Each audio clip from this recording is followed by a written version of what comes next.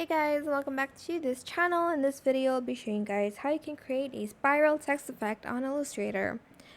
So I'm just going to add a text here. I'll type in ice, and then ice, and then another ice. It should be baby.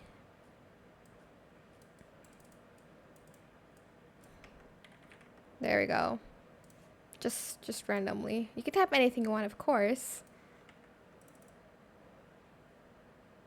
And I'm just going to color these differently, like in different colors. So I'm gonna color ice like this blue, and then the other ice like purple. I don't know why. And the baby, let's do like this magenta color. Right click, create outlines. Go to window, go to brush. Just select it and drag it there. Pattern brush, okay.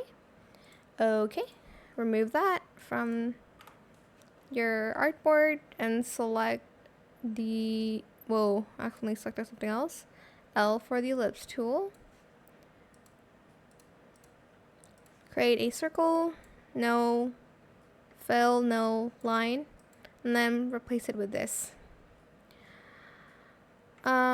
And then you're just going to go to effects, distort and transform, and then transform. I'm going to do 85% on both of these. And you're just going to want to copy how many ever you want. Let's do 15. And you can kind of adjust the angle like this.